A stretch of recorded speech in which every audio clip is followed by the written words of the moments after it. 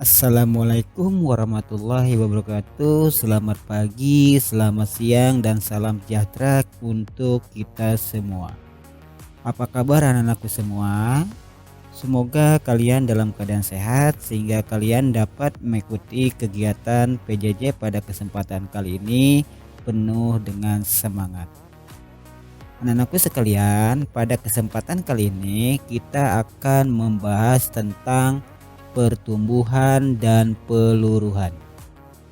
Materi ini merupakan aplikasi tentang materi barisan dan deret. Jadi pertumbuhan dan peluruhan ini dapat kita selesaikan dengan menggunakan konsep barisan dan deret, baik barisan deret aritmetika atau barisan deret geometri, di mana materi ini sudah kita bahas pada pertemuan-pertemuan sebelumnya. Semoga kalian masih mengingat tentang barisan dan deret aritmatika dan barisan dan deret geometri. Adapun tujuan pembelajaran pada kesempatan kali ini adalah Bapak harapkan kalian dapat menyelesaikan permasalahan terkait dengan pertumbuhan dan peluruhan serta dapat menerapkannya dalam kehidupan sehari-hari. Jadi dalam kehidupan sehari-hari ini banyak sekali permasalahan-permasalahan yang berhubungan dengan pertumbuhan dan peluruhan.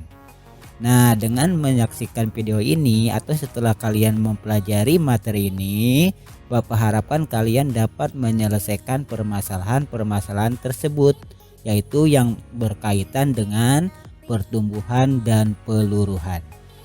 Adapun pentakonsepnya seperti ini. Kemarin kita sudah mengenal tentang barisan, di mana barisan ini terbagi dua jenis, yaitu barisan aritmetika dan barisan geometri. Nah, barisan aritmetika dan barisan geometri ini sudah kita bahas pada pertemuan PJJ sebelumnya. Untuk barisan aritmetika ini aplikasinya bisa untuk aplikasi barisan aritmetika salah satunya yaitu kita dapat menyelesaikan permasalahan tentang bunga tunggal. Sedangkan untuk aplikasi barisan geometri ini dapat diterapkan untuk menyelesaikan permasalahan pertumbuhan dan peluruhan. Nah, pertumbuhan ini selanjutnya ada hubungannya dengan bunga majemuk. Jadi kalau bunga majemuk ini berhubungan dengan barisan geometri, sedangkan untuk bunga tunggal ini berhubungan dengan barisan aritmatika. Baik, kita lihat tentang pertumbuhan. Pertumbuhan ini merupakan perubahan secara kuantitas atau jumlah suatu objek yang semakin lama semakin meningkat dalam rentang waktu tertentu. Jadi dalam waktu tertentu jumlah dari objek tersebut akan terus meningkat. Nah, itulah pertumbuhan. Mari kita lihat ilustrasi berikut. Misalkan di sini ada sebuah bakteri, di mana sebuah bakteri ini akan berkembang biak secara membelah diri menjadi dua bagian. Jadi sebuah bakteri akan berkembang biak menjadi dua bakteri dengan cara membelah diri. Misalkan pertama ada sebuah bakteri. Setelah rentang waktu tertentu, bakteri itu akan berkembang biak menjadi dua.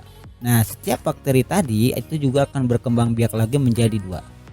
Begitu pula seterusnya, sehingga jumlah bakteri ini dalam waktu tertentu akan terus meningkat. Jadi inilah pertumbuhan.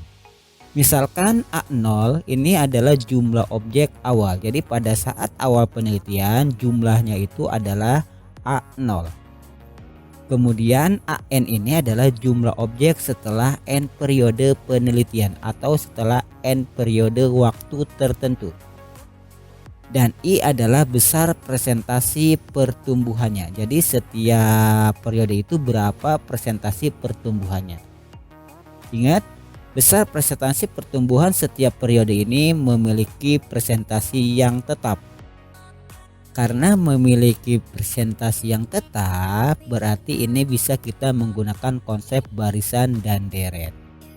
Tapi kalau besar presentasi setiap periodenya tidak sama atau tidak tetap, berarti kita tidak bisa menggunakan konsep barisan dan deret ini. Jadi untuk kasus yang akan kita bahas ini, setiap periode peningkatannya tetap.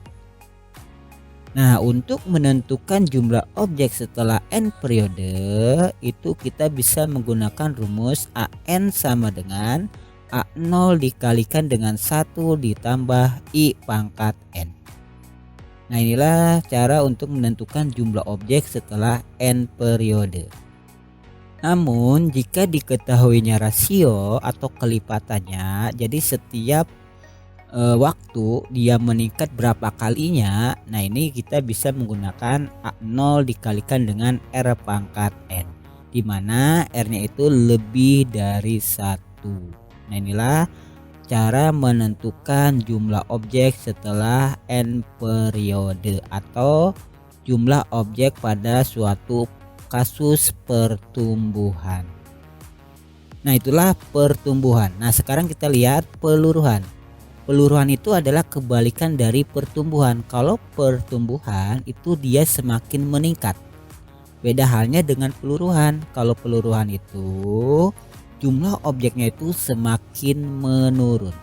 Inilah namanya peluruhan. Misalnya kita menjatuhkan sebuah bola.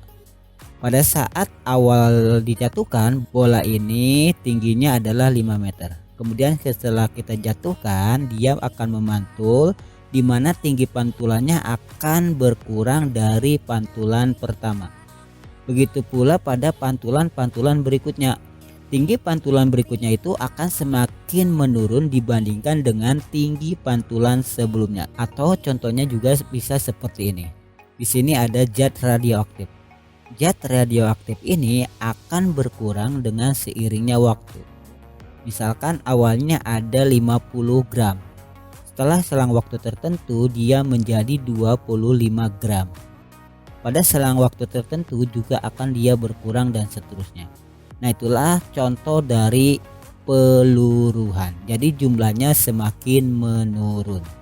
Sama halnya dengan pertumbuhan, peluruhan juga kita menggunakan simbol A0 untuk jumlah objek awal, AN untuk jumlah objek setelah N periode, dan I adalah besar persentase peluruhannya. Nah, untuk menentukan jumlah objek setelah N periode, kita menggunakan rumus A0 dikalikan dengan 1 dikurang I pangkat N. Bedanya kalau pertumbuhan ditambah, kalau peluruhan dikurang. Nah, itulah perbedaan antara peluruhan dan pertumbuhan. Gimana kalau diketahuinya rasio atau kelipatannya, kita bisa menggunakan rumus A0 kali R pangkat N. Jadi rumusnya sama dengan pertumbuhan, cuma yang ngebedain adalah rasio. Kalau pada pertumbuhan rasionya itu lebih dari 1. Nah, untuk peluruhan rasionya itu antara 0 sampai 1. Mari kita lihat contohnya. Banyak penduduk suatu kota setiap tahun meningkat sekitar 1% dari banyak penduduk tahun sebelumnya.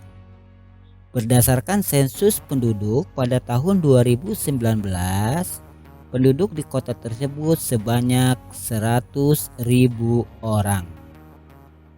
Pertanyaannya adalah tentukan banyak penduduk pada tahun 2020. Nah, dari sini diketahui A0 nya itu adalah 100.000. Jadi pada saat penelitian, pada saat awal sensus pada tahun 2009 itu berjumlah 100.000 orang. Kemudian I nya itu adalah pertumbuhannya itu adalah 1%. 1% itu sama dengan 0,01. Dan N nya adalah 2020 dikurang 2009 sama dengan 11. Nah, ini kenapa dikurang? Karena kan periodenya dari 2009 sampai 2020, berarti dari 2009 ke 2020 ini terjadi 11 kali peningkatan penduduk.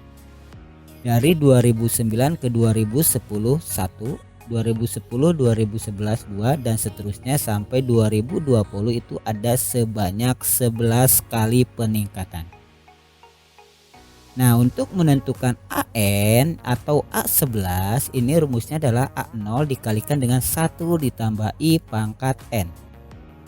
Berarti A0 itu adalah 100.000 dikalikan dengan 1 ditambah 0,01 pangkat 11 karena N-nya 11.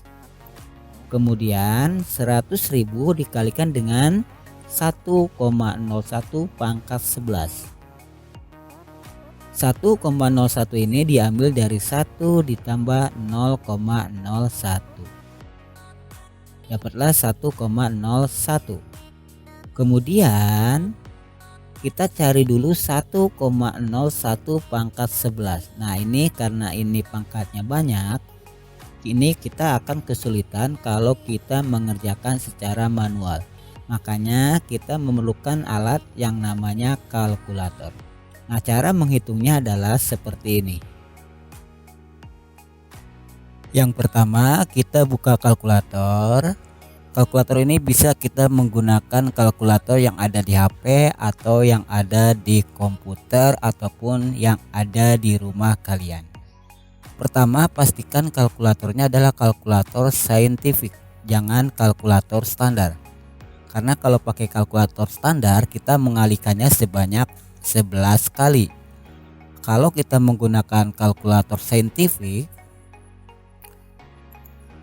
kita bisa mengerjakannya lebih cepat. Jadi pastikan dulu kalkulatornya kita pilih yang saintifik. Nah, caranya pertama kita ketikkan 1,01, kemudian kita pilih yang X pangkat Y. Ini adalah X pangkat Y. Kemudian setelah itu baru lihat pangkatnya. Ini kan pangkatnya 11, berarti kita ketikkan juga 11. Setelah itu baru tulis sama dengan. Jadi jawabannya adalah 1,11566834 dan seterusnya. Karena hasilnya merupakan desimal yang panjang, kita ambil 4 angka setelah desimal. Nah, untuk pembulatannya kita lihat. Desimal kelima ternyata adalah angka 6. Karena di angka 6 berarti yang sebelah kiri angkanya ini ditambah dengan 1. Sehingga diperoleh 1,1157.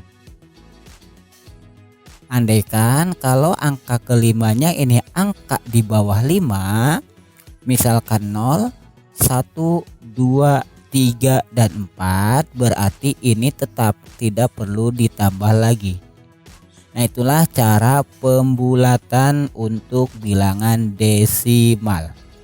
Jadi 1,01 pangkat 11 ini hasilnya adalah 1,1157. Namun di ujian nasional ataupun ujian-ujian sekolah kita tidak diperbolehkan menggunakan kalkulator.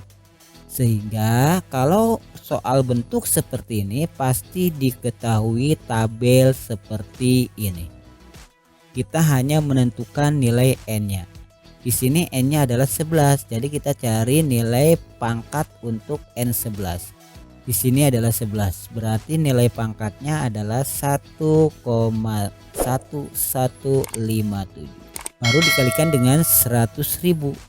1,1157 dikalikan dengan 100.000, jawabannya adalah 111.570. Sehingga banyak penduduk pada tahun 2020 adalah 111.570 jiwa. Baik, kita lihat contoh yang kedua. Kultur jaringan pada suatu uji laboratorium menunjukkan bahwa satu bakteri dapat membelah diri menjadi 2 dalam waktu 2 jam. Nah, berarti ini merupakan kelipatannya. Kemudian diketahui bahwa pada awal kultur jaringan terdapat 1000 bakteri. Pertanyaannya adalah tentukan banyak bakteri setelah 20 jam. Nah, dari sini berarti diperoleh A0-nya adalah 1000, kemudian R-nya adalah 2, dan N-nya adalah 20 dibagi 2 sama dengan 10. Kita gunakan rumus AN sama dengan A0 kali R pangkat N karena diketahuinya adalah rasionya atau kelipatannya. A0-nya adalah 1000 dikalikan dengan 2 pangkat 10. 2 pangkat 10 adalah 1024. Kalau 2 pangkat 10 ini masih bisa kita hitung secara manual. Jadi 2 kali 2 kali 2 kali 2 sebanyak 10 kali, sehingga diperoleh 1024. Baru dikalikan dengan 1000, hasilnya adalah 1.024.000. Jadi banyak bakteri setelah 20 jam itu sebanyak 1.024.000 bakteri. Nah, inilah cara menentukan pertumbuhan jika diketahuinya adalah rasio atau kelipatannya. Baik, kita lanjut contoh berikutnya. Contoh yang ketiga, ketika sedang memeriksa seorang bayi yang menderita infeksi telinga, dokter mendiagnosis bahwa terdapat 1 juta bakteri yang menginfeksi. Selanjutnya, pemberian penisilin yang diresepkan dokter dapat membunuh 5% bakteri setiap 4 jam. Di sini ada kata membunuh bakteri. Berarti kalau membunuh bakteri, bakterinya itu akan semakin berkurang. Nah, kalau semakin berkurang berarti dia termasuknya peluruhan. Jadi contoh nomor 3 ini termasuk peluruhan. Pertanyaannya adalah tentukan banyak bakteri setelah 12 jam. Baik, dari sini kita peroleh A0-nya itu adalah 1 juta. Kemudian I-nya adalah 5% atau 0,05. Dan N-nya adalah 12 bagi 4 yaitu 3. Kemudian rumusnya adalah karena dia peluruhan dikurang A0 kali dengan 1 dikurang I pangkat N. 1 juta dikalikan dengan 1 dikurang 0,05 pangkat 3. 1 dikurang 0,05 adalah 0,95. Nah, untuk 0,95 karena pangkatnya masih sederhana, ini masih bisa kita menghitungnya secara manual. Menjadi 0,8574 dikalikan dengan 1 juta, hasilnya adalah 857.400. Jadi banyak bakteri setelah diberi penisilin selama 12 jam adalah 857.400 bakteri. Inilah cara menentukan peluruhan, di mana diketahuinya adalah persen peluruhannya. Kita lihat contoh berikutnya, contoh yang keempat. Seekor sapi terinfeksi suatu virus yang mematikan. Setelah dilakukan pemeriksaan oleh dokter hewan, ternyata terdapat 1000 virus di dalam tubuh sapi tersebut. Agar bisa menyelamatkan sapi tersebut, dokter menyuntikkan obat yang mampu membunuh sepertiga. Di sini kata sepertiga, berarti ini adalah kelipatan atau rasionya. Jadi dapat membunuh sepertiga dari virus yang ada setiap 2 jam. Tentukan sisa virus setelah 2 jam. Baik, dari sini diperoleh A0-nya adalah 1000. Kemudian R-nya adalah 1/3 karena diketahuinya adalah rasionya. Kemudian N-nya adalah 8 dibagi 2. 8 bagi 2 adalah 4. Rumusnya adalah A0 kalikan dengan R pangkat N. R-nya adalah 1/3. Ingat, karena 1/3 ini merupakan peluruhan. Ingat, peluruhan itu rasionya berkisar antara 0 dengan 1. A0-nya adalah 1000, kemudian R-nya adalah 1/3, baru pangkat 4. 1 pangkat 4 adalah 1, 3 pangkat 4 adalah 81. 1000 kali 1 adalah 1000, dibagi dengan 81, jawabannya adalah 12,3457. Karena ini virus itu kan benda hidup atau makhluk hidup, berarti harus dibulatkan ke puluhan terdekat. 12,3. Nah, karena 3 ini di bawah angka 5, berarti 12-nya tetap menjadi 12. Andaikan di sininya setelah komanya angka 5 ke atas, angka 5, 6, 7, 8, 9, 10, berarti 12-nya ditambah 1 menjadi 13. Nah, itulah cara pembulatan.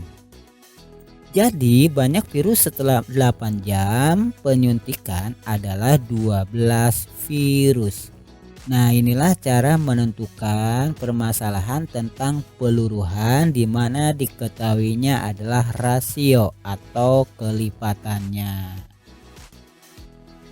Baik, pada kesempatan PJJ kali ini Bapak cukupkan sampai sini.